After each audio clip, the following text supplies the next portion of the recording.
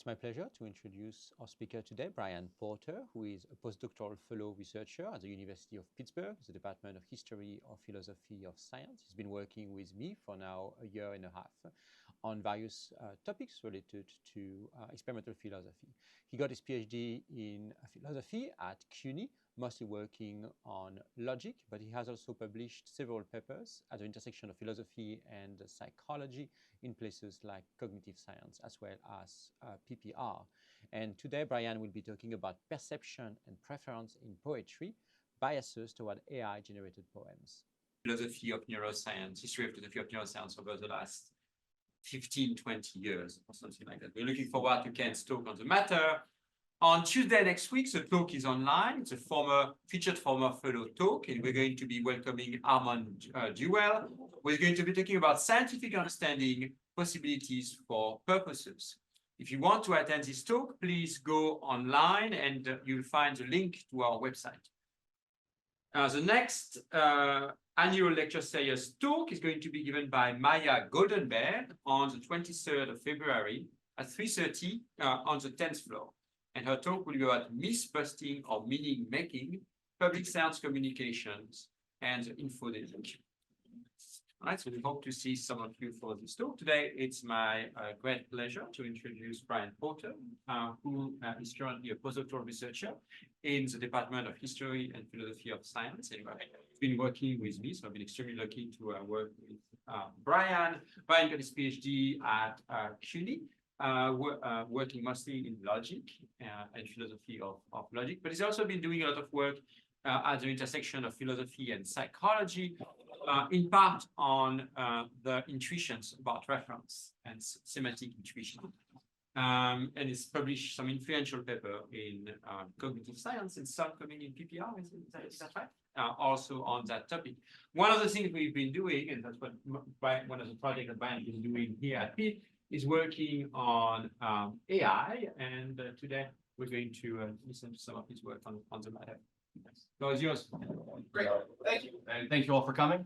The work I'm presenting here today, Edouard and I have done together. So anything positive you feel about the studies and the results, credit goes to both. Anything negative you feel about the presentation itself, blame goes to me, just so we know where praise and blame are directed.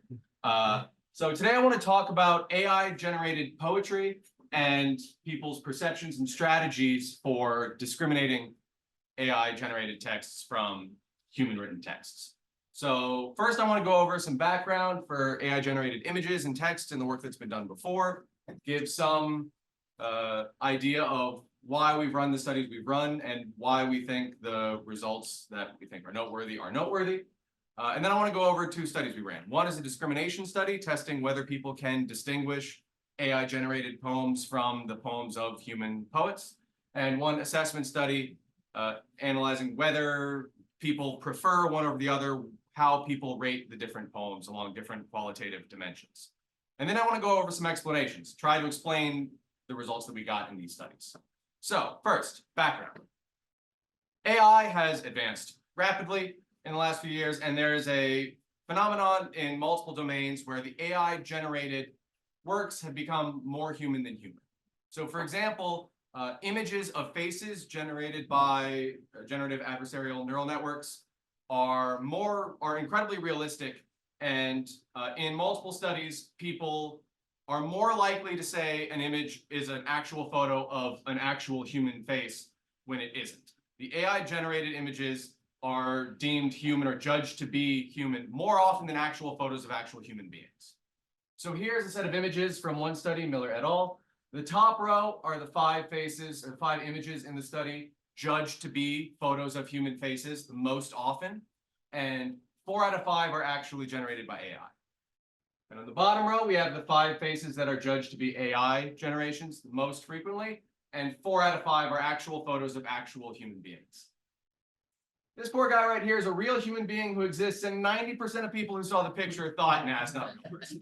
AI made that. And so then the question is, why?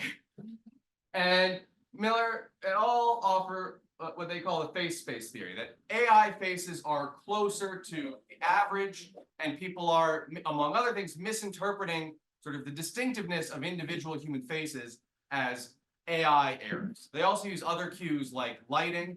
If we go back, you can see all of the top 5 faces judged to be AI most often are direct lighting, and images where parts of the face are in shadow are in the judged most human.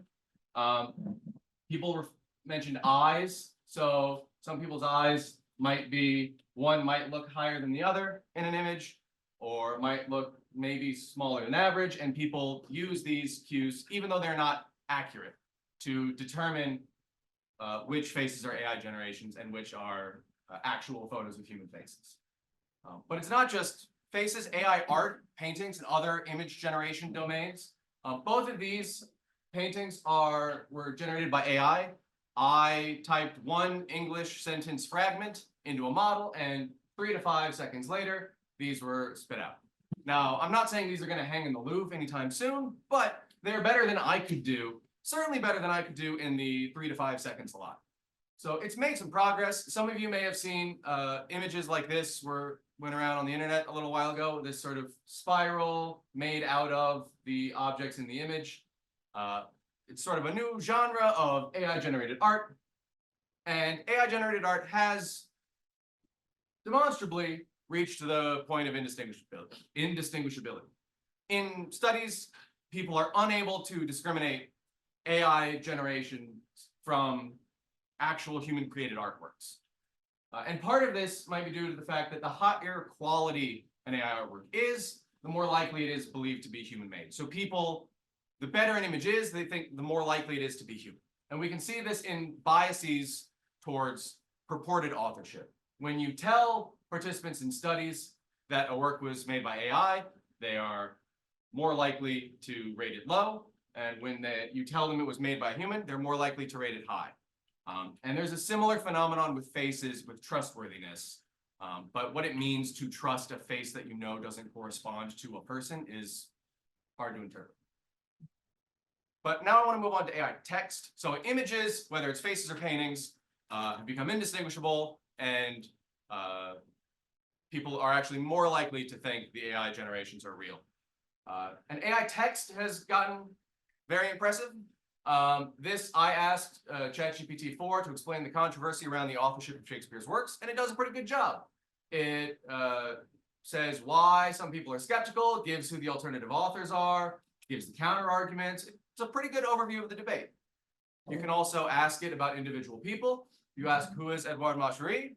I mean, Edouard, you're welcome to disagree with this, but I think it works. It's pretty good. It gets the job title right. It knows you direct the Center for Philosophy of Science. It talks about your book. It's a pretty good summary overall. And this, in theory, should be a pretty complex task. It requires a lot of background knowledge, and writing well in paragraphs is a difficult task. But AI can also be less impressive. If you ask it where the letters are in a word, due to the tokenization involved in the creation of the models, it gets it wrong. Positions 2 and 6, that is a P and an E. That is not where the O's are in the word. This seems like a pretty simple task. I gave this task to an 8-year-old who does not know what the word epistemology means, but she knows where the O's are. It's not that difficult of a task. If you ask, I asked if this is a little bit of a trick question, but where are the ends in discombobulate? There are no ends in discombobulate. And it gets it right, kind of. It says the ends in discombobulate are at positions, no ends are present in discombobulate, which is factually correct, but grammatically atrocious. That's not, even when it gets it right, the grammar of the text gets worse. So AI text has made great strides. It's not always very impressive, but in at least some domains, AI-generated text has become indistinguishable. So Jakesh et al.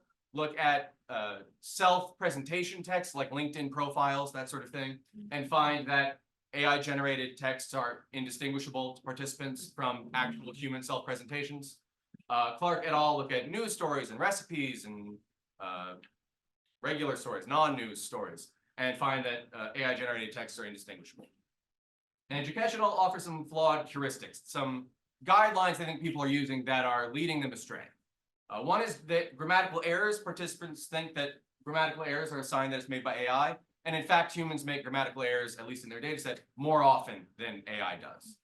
Unusual word combinations, or particularly long words, people think means it's more likely to be AI. And in fact, humans use unusual word combinations more often.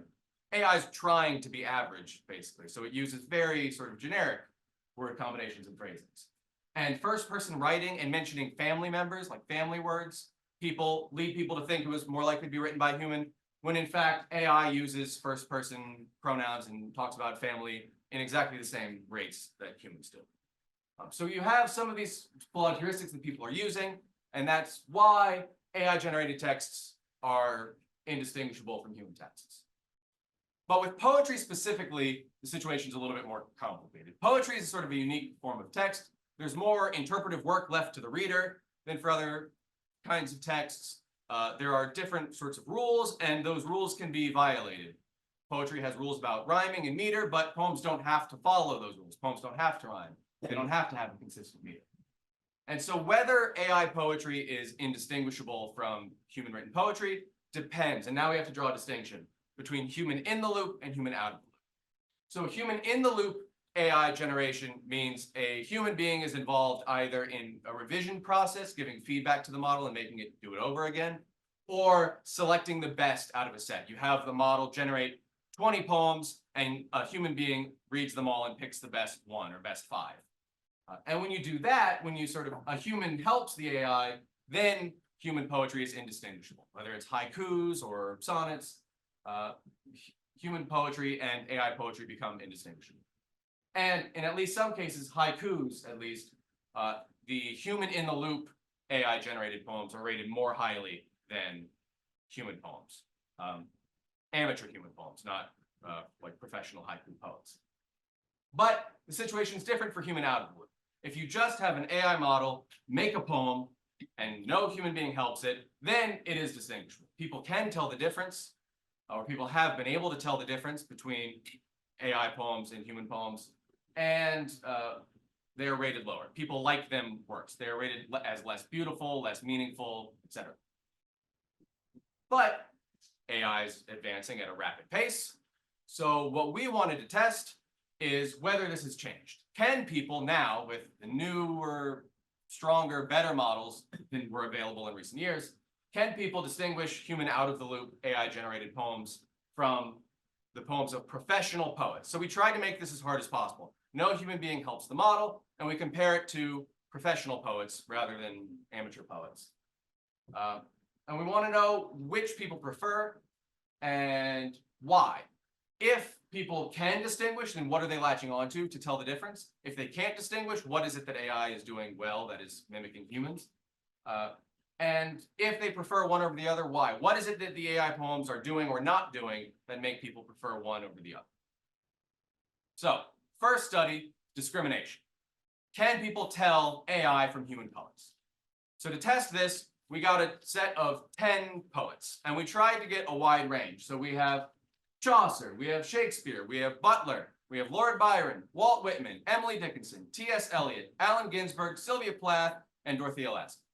So we go from the Middle Ages to published a book of poems inspired by Stephen King's The Shining a couple of months ago. So medieval to contemporary, across multiple genres and subjects, we try to get a wide range of English language poets. And for each poet, we got 10 poems. 5 poems that the poet actually wrote.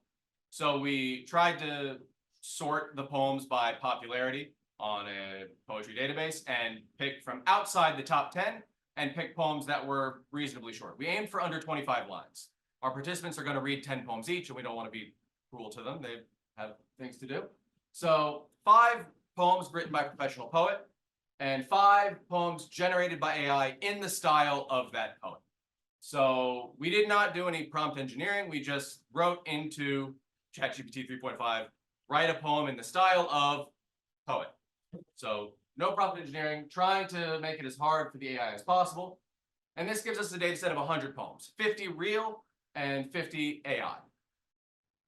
So here's an example. Here are 2 poems. One on the left, in the depths of our souls we find the inspiration that fuels the mind and gives voice to our deepest fears as we navigate life's trials and tears, etc. And I speak of love that comes to mind. The moon is faithful, although blind. She moves in thought she cannot speak. Perfect care has made her bleak, etc. Now, just out of curiosity, does anyone know or is able to tell or have a guess which of these poems was generated by AI and which one was actually written by Allen Ginsberg? Left one AI. Yes, yeah, left one AI. Left one was generated by AI. The one on the right was written by Allen Ginsberg. But yeah, the sketch is not as good, but it's harder than I expected it to be when we set out to do this. I had trouble with this. So the poems, this is approximately the length we aimed for in all of the poems. And so we took 100 poems. Every participant in the study was assigned to one poet. So they read the 5 real and 5 AI per poet in a random order. And we asked them, do you think this poem was written by a human or generated by an AI program? And it was a forced choice. They had to pick one or the other. We asked them to rate their confidence on a scale of 0 to 100. How confident are they in their answer? And then we gave them the option to explain their answer if they wanted to. Now, in total, we had, after exclusions for attention checks and things, we had 1,634 participants. Everyone reads 10 poems, so that's 16,340 responses in total. And we got a little over 5,000 explanations, so less than a third. So I'll talk about the explanations later, but we don't want to rely on them more than we have to. So, our results. Participants guess human about 55% of the time. Most participants either guess that 5 poems are human and 5 are AI, or that 6 are human and 4 are AI. So it looks like we're pretty close to the middle, and there's no significant difference between poets. The same basic distribution applies to all 10 poets. It's not like there's one poet where people go, there's no way a human wrote any of these, or anything like that. Participants guess correctly about 46.6% of the time, which is worse than chance, but is maybe what you would expect given that half of the poems are human and they guess 55% of the poems are human. They overguess human by about 5%, and they underperform by about 5%. So they might just be guessing randomly, which would mean that they can't distinguish between AI and human poems. Previous results in other domains have found a sort of Dunning-Kruger effect, that the most confident participants perform the worst. That doesn't necessarily seem to be the case here. We can see a slight negative regression. Sorry, all of these are in horizontal lines because the vertical axis here is the proportion that they got correct, but no one can be correct 75% of the time because there were only 10 poems. And the horizontal axis here is the average confidence. So each dot here is a participant, and we can see there's a slight negative correlation between a participant's average confidence and how often they're correct, but it is not statistically significant. So there doesn't seem to be much of a Dunning-Kruger effect here, especially compared to other domains.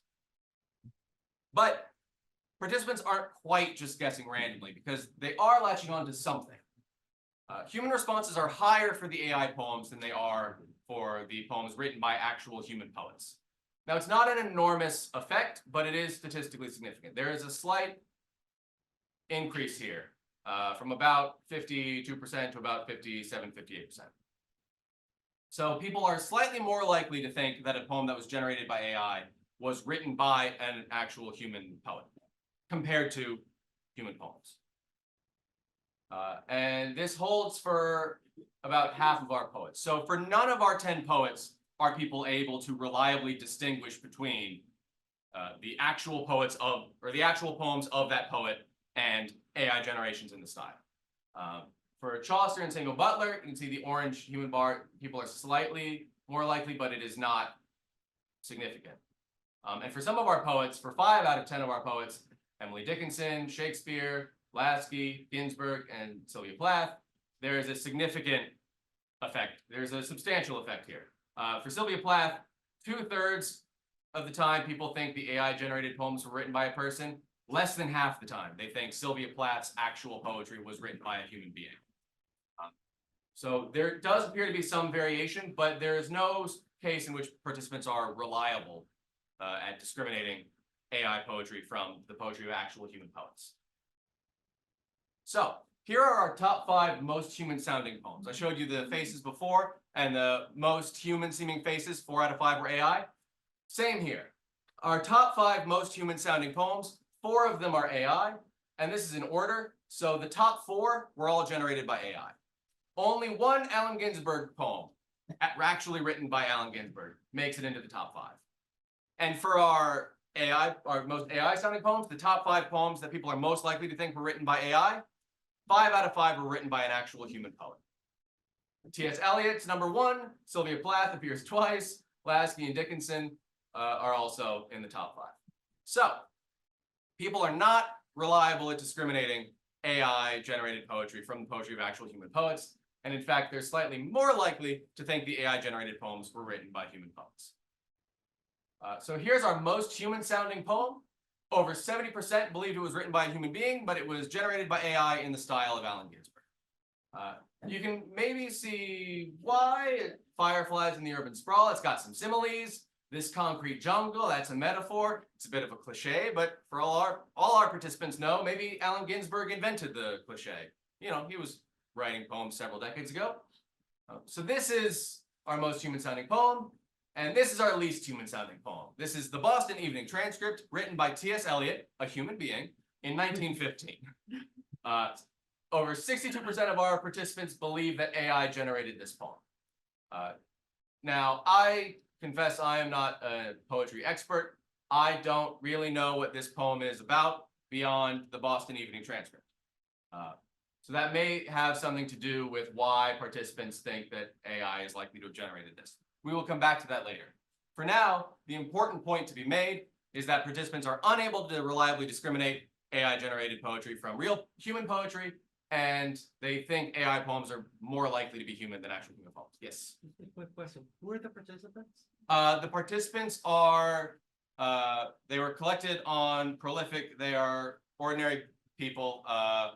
We did not single out experts or anything. They are all native English speakers in the United States, with a range of educational backgrounds. Some have graduate degrees, some have degrees in English. We looked at education, and it doesn't seem to make a difference in discrimination. Yes. So people cannot discriminate, and they actually think AI poems sound a little bit more human than the actual human poems. So one study down, one question answered. The answer is no, they cannot discriminate. But what do people prefer? AI poetry or human poetry?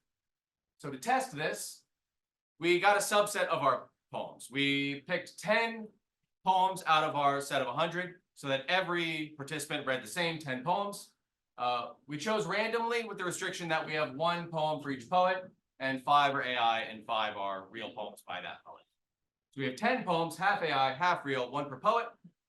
And then we divided participants into 3 groups. They all read the same poem. One group is told the following poem was written by whichever poet. Second group is told the following poem was generated by an AI program. And the third group's just told, please read the poem. They are not given any authorship information. So one group thinks all the poems are written by humans, one group thinks they're all generated by AI, and one is told nothing. Now, participants, regardless of which group they're in, we ask them to assess the poem along 15 qualitative dimensions, 15 qualitative features. The overall quality of the poem, how beautiful it was, how inspiring, how lyrical, how meaningful, how moving, how original, profound, witty. How is its imagery? Rate its rhythm. How does it sound? Does it convey a particular theme? To what extent does it convey a particular mood or emotion? And does it rhyme? So we asked participants to rate these on 7-point Likert scales. So overall quality was extremely bad to extremely good. The adjectives said to what extent would you say the poem is, each one from strongly disagree to strongly agree. How would you rate the poem's rhythm, imagery, sound, from terrible to excellent?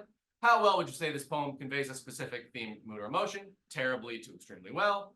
And does this poem rhyme? We gave participants 3 options. No, not at all, yes, but badly, and yes, it rhymes well. So, holding off rhymes for a second, the 14 qualities here that participants rated on a 7-point Likert scale are very highly correlated. This is a heat map. Red means positive correlation, blue means negative correlation.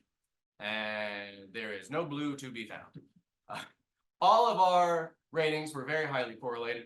The lowest is witty and original, which with the other qualities have an average correlation of about 0.4, 0.5, which is still a pretty substantial correlation. So it's maybe not that surprising that our results are pretty consistent across the board here. When we tell participants that a human wrote the poem versus telling them an AI generated it, the ratings go up. So for most of the qualities, the median rating for the human condition is 5, which is slightly good overall quality, conveys a mood or emotion slightly well. It's just above neutral. Whereas for a lot of qualities, the median for AI is 4. It's neutral. It's neither good nor bad, neither well nor poorly, etc. But things change when we look at the actual authorship. When a poem is actually generated by AI, the ratings are higher across the board. The median for most of our qualities for the AI-generated poems is 5, slightly good, slightly well, etc. But the median for our human-written poems is neutral, neither good nor bad, neither well nor poorly. And this is statistically significant for everything except original. You can see these box plots are identical. There may be something noteworthy there. I would have expected that AI, if there was one thing humans were going to do better than AI on, it would be originality. And compared to the other qualities, the human-written poems overperform, but they still don't outperform AI. People still think the AI poems are at least as original as the actual poems written by actual human poets. So here are our ratings for overall quality. I'm going to focus on overall quality now because all our qualitative ratings are so highly correlated. Here are the ratings from a scale of 1 to 7. Here it's written 0 to 6. Here's the mean rating. Here. Now, using mean for a Likert scale might be a little bit fishy, but for illustrative purposes, let's roll with it for now. The mean across all 10 poems is 4.86. 5 of the poems are above average in their overall quality ratings, and 5 of the poems are below average. Would anyone like to guess what all the 5 poems that are above average have in common? Yep. All 5 AI poems are rated more highly than all 5 human poet poems. People consistently just prefer the AI-generated poetry. So the question is why? Why do the AI poems seem a little bit more human? And why do people like the AI poems better? So the first question we can make some progress on straight away. Why do the AI poems seem more human? Well, if you recall, I said in the assessment study, we split people into 3 groups. And the third group that was told nothing about authorship, we asked this discrimination question. Do you think this poem was written by a human or generated by AI?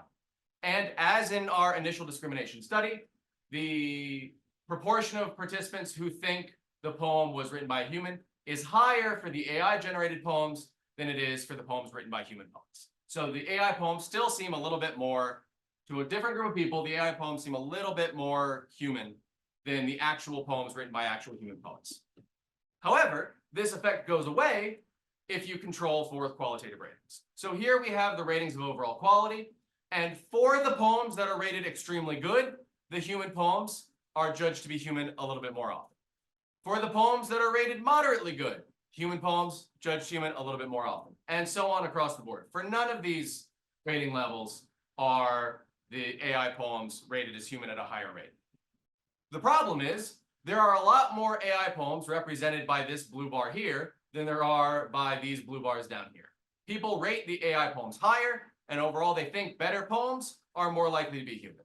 The bar for AI and human poems are higher, the higher up the scale you go. So we have a partial explanation here. Participants expect AI poems to be worse. We know this because when you tell them a poem is written by AI, they think it's worse. So they expect AI poems to be worse than human poems, but they actually like the AI poems better. And so they think the AI poems are more likely to be human because they seem better. They think the poems are better than the poems written by actual human poets.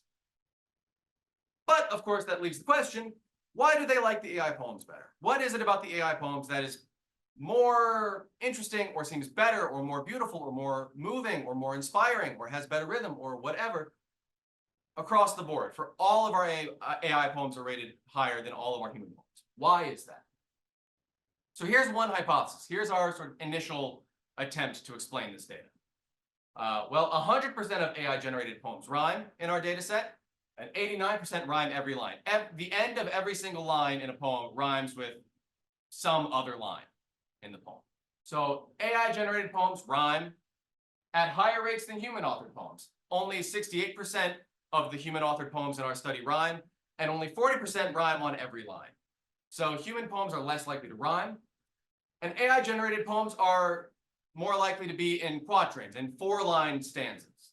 84% of the AI generated poems in our data set are entirely in 4-line stanzas, but only 14% of the human authored poems in our study use quatrains, use stanzas. And quatrains that rhyme, 4-line stanzas with rhymes in them, is a pretty common type of poetry. It was the night before Christmas when all through the house not a creature was stirring, not even a mouse. The stockings were hung by the chimney with care in hopes that St. Nicholas soon would be there. This entire poem, which millions of Americans read or hear every year, is entirely in rhyming quatrains. Humpty Dumpty sat on a wall. Humpty Dumpty had a great fall. All the king's horses and all the king's men couldn't put Humpty together again. Most American children hear this at some point. Rhyming quatrain. I was required to read this sonnet at least 5 times in high school English classes. I think that's pretty common. Shall I compare thee to a summer's day? Thou art more lovely and more temperate. Rough winds do shake the darling buds of May, and summer's lease hath all too short a date. Now, temperate and date do not rhyme in my accent, but as at least 3 different English teachers told me, and I'm sure told millions of other Americans, they're supposed to rhyme. So rhyming quatrain. Common. 19th century English. Oh yeah. Yes. Yeah. It rhymes in theory. And now, granted, the sonnet ends with a couplet, not a quatrain, but the bulk of the sonnet, 12 out of 14 lines, quatrains. Here's a poem. This is not written by a professional human poet, but it's hanging on the wall of Pitch on Butler, which is a bar in Pittsburgh. It's in Lawrenceville. You can go after this talk. I'm sure they're open because there's a Champions League soccer game today. This is just a patron who wants to celebrate the bar with a poem. And what do they use in the poem to celebrate their favorite bar? Rhyming quatrains. This is just popular idea of poetry. Fun, ton, shore, door, please, tease, go, show. And it's not just poems that you see on bar walls in children's books. The most popular form of poetry in America is probably song lyrics. Popular songs are basically just poems recited to melody. And whether it's Gilligan's Island theme song, Friends theme song, the Pokemon theme song, the Beatles, the Beach Boys, Elvis, Biggie Smalls, Nicki Minaj, Billy Joel, whatever musical artist you're listening to, from the Beach Boys to the Backstreet Boys to the Spice Girls, all the boys and girls love rhyming quatrains. This is the basic structure that poetry has in American English. And so here's the hypothesis. This is just what people expect poems to look like. Rhyming quatrains, or at least rhyming stanza structure. And the AI poems are much more likely to have this sort of structure, to have the structure that participants expect. And so participants prefer poems that seem poemish. They like these poems that meet their expectations, that look like poems to them. And so they prefer AI poems. AI poems are more likely to have the structural qualities to which people are accustomed from their poetry. And so to test this, we added in structural features. I went through all 100 poems in our data set and added word count, line count, stanza count, whether it rhymed in all lines, whether it rhymed at all, whether it had internal rhymes, slant rhymes, whether it had a quatrain structure at all, whether it contained any quatrains, whether it was entirely in quatrains, whether it was in first person, whether it was in singular first person, plural first person, not in first person at all. And none of it makes any difference. Adding these features has no effect on discrimination. And in fact, if you control for these in a regression model, it actually increases the AI authorship effect on participant ratings, because it turns out if a poem is going to have rhyming quatrains, people would prefer that an AI made it. People would rather have rhyming quatrains that an AI generated than rhyming quatrains that a human being wrote. And they'd rather have, if a poem's not going to do it, they'd rather AI not use quatrains than have a human being not use it. So structure doesn't seem to explain the data. So here's the second try, content. Maybe the content of AI poems is different from the content of human poems. And maybe whatever content AI poems have, people prefer. Now the trouble with this is is that the content of a poem is somewhat open to debate. It's open to interpretation. One of the poems in our 100-poem data set is by Lord Byron, and it's about a beautiful woman that the speaker of the poem is in love with, and she's walking down the street, and she's heartbroken, but she's still smiling. It's basically like if Tracks of My Tears by Smokey Robinson was in third person. And is that a sad poem? Is it a happy poem? Is it romantic? Is it creepy? And it's kind of a matter of debate. And guessing what participants got out of a poem is tricky. So what we have is participant explanations. And we don't have explanations for the assessment study. They had rated 10 different poems along 15 qualities. They had done enough. But the discrimination study, we have explanations for why they thought a poem sounded human or sounded like AI. And so we can look at these and see what the content is that people got out of it. What content did they see, and try to get some clues there. So here's a word cloud for participant explanations when they responded that a poem was written by a human.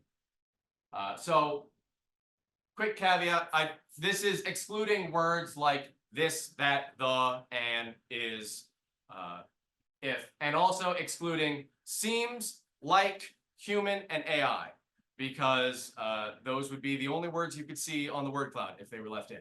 But leaving those out, you can see emotion seems pretty big, use and make. I looked at the responses that contained the words use and make, and a lot of participants think that an AI couldn't make the comparison there, couldn't use a metaphor like that or something like that. There are rhetorical devices that they don't think AI can use, but there's an emotional content that they're picking up on that is leading them to think the poem was written by a human being. And here's the word cloud when a poem is generated by AI, or when people believe a poem is generated by AI in their explanations. Two words stand out. I will say the word doesn't appears in front of these two a lot. The word no also appears in between them. Consistently, people respond that the poems generated by the poems they believe to be generated by AI make no sense. It doesn't make sense. The poem didn't make sense to me. These poems make no sense. The poem makes no sense. It made no sense. That's a common recurring theme throughout the explanations. So here's a confusion matrix. Top row are the poems that are actually generated by AI. Bottom row are the poems that are actually written by human beings. Left column are the poems believed to be human, that participants responded was written by a human. Right column are the poems that participants believe to be by AI. And I'll color code them for right and wrong. If we look at the left column, these are the poems where participants responded that it was written by a human, regardless of whether it actually was. When they get it wrong, when it was AI, they cite emotion. When they get it right, they cite emotion. The relative sizes of things like make and use might change, but emotion and the ability to make comparisons and use rhetorical devices appears in both. On the right, when it's believed to be AI and they're correct, they cite that it's simple, that there's a simple rhyme, it's generic. They think it's formulaic. But when they're wrong, when it was actually written by a human, and it's not because it's simple, it's because it doesn't make sense to them. Here's some examples. Two participants who thought a poem was written by a human was actually generated by AI. This poem is about love, loss, and heartbreak. I feel these are emotions only experienced by humans. Only humans know love. There's something kind of sweet there I like. Well, AI doesn't feel emotions, and it wouldn't pretend to. AI wouldn't lie to me about that. This is something we may want to keep an eye on as a society. If people think that AI won't lie to them, it will. So maybe people will get used to it as they get more used to AI, but maybe not. Again, just not saying anything bad's going to happen, but we should keep an eye on this. And it's similar when they get it right, when they recognize a human poem as being written by a human. It's bleak enough to be by a human. There's emotion in this poem that seems human to me. There's some emotion. It may not be a positive emotion, but there's some emotional content to it. When they think a poem is generated by AI and they're right, it's because it's simple. It sounds like it's just rhyming words. It's not really saying anything. It's just rhyming words together. This poem seems pretty formulaic and simple. It's just sort of trying to fulfill the assignment, making a sort of basic empty poem. That's overly simplistic. But when they believe it's AI and they're wrong, it's not because it's simple. almost feels like nonsense. This person felt very strongly. It didn't make sense to me or come from someone that has feelings. Remember, this is what someone wrote about a poem written by a famous human poet. These are real human poets who are, had careers doing this. And the person says it didn't make sense and didn't come from someone that has feelings. So, we can sort of get an idea here of what people are or aren't getting out of the content of these poems. They like the poems that are about some sort of emotion, and they think that's more likely to be a human. When it's overly simplistic, they think it's AI. And when it doesn't make sense, I'm just going to guess this person who answered in all caps did not like this poem. We did not ask this person to rate anything, but I'm guessing they would have been low ratings if we had. So we've got some idea here. We've got a heuristic for what sounds human and what makes a poem likable, what makes people like a poem. The presence of emotion or subjective human experience about love, loss, heartbreak, these things that people think are only experienced by human beings. These make it sound more human and people like it better. It makes sense to them. It sounds like another human being trying to communicate to them. When it's easily understandable, people do not like being confused. I mean, no one enjoys being confused, I assume. Feeling confused and frustrated feels bad. People like poems that they can understand. And when they can understand it, it feels more like another human being trying to communicate to them. It's much easier to say, oh, this is an AI just spewing out garbage, rather than this is a human being who's good at this and I'm just not understanding. So people like poems that are easily understandable, and that makes a poem sound human if they can understand the poem. They like poems that are enjoyable. I think there's an element to likability here that goes beyond sort of what we've talked about. In our assessment study, the one poem that is the most highly rated across the board is a poem generated by AI in the style of Walt Whitman. And that poem is about how awesome nature is and how cool it is to be alive in a world with so much awesome nature in it. That's the one people like best. I think it's a happy, positive poem that made people feel good. So people like to feel good. If they enjoy the poem, they like it more, and they're more likely to think it was a human being. And some structural rhyming complexity, not enough to get in the way of, understanding, but enough that there's a little bit of, it doesn't feel formulaic. It doesn't feel like something they could have written when they were children. So here's an example. This is the most human sounding poem in our discrimination study. That was written by a human. So this is the only human poem to crack the top 5 most human sounding poems. It's Father Death Blues by Allen Ginsberg. Hey, Father Death, I'm flying home. Hey, poor man, you're all alone. Hey, old daddy, I know where I'm going. It's about death, which is not a uniquely human experience. Plants and animals die, but AI doesn't.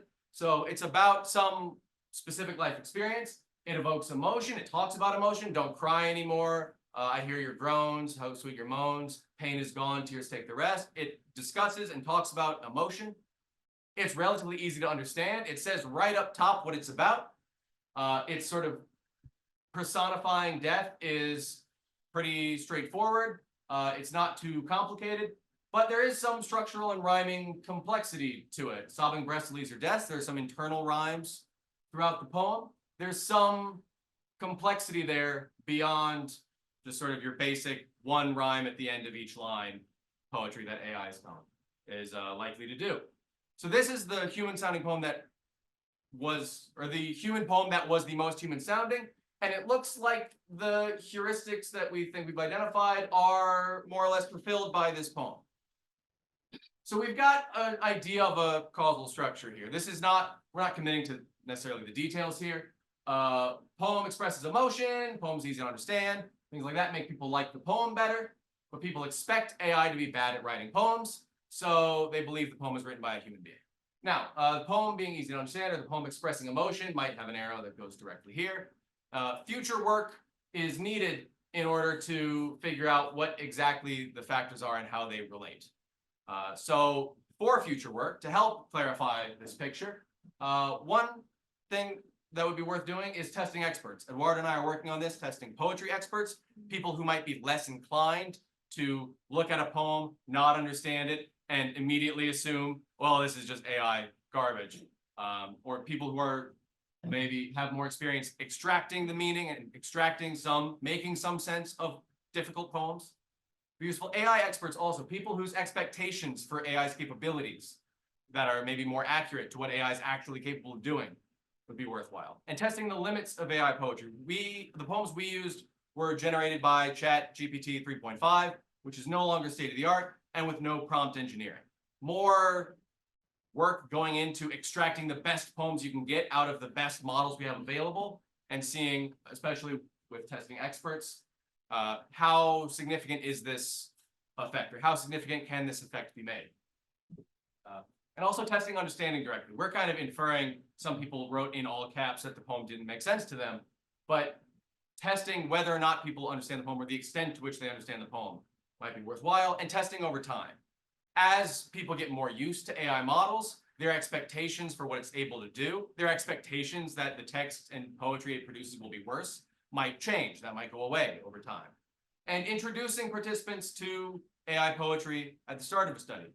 To put it in machine learning terms, I think we've shown that human subjects are not zero-shot learners at discriminating AI poetry from human poetry. They cannot do it without examples, but they might be few-shot learners.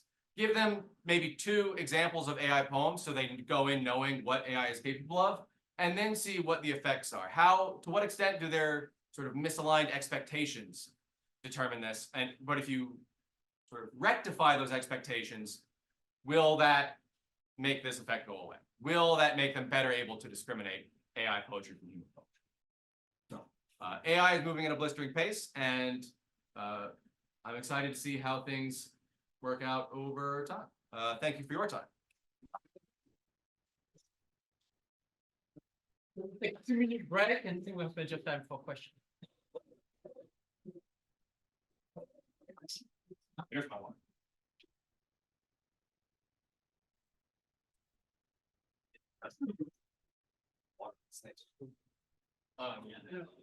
Yeah.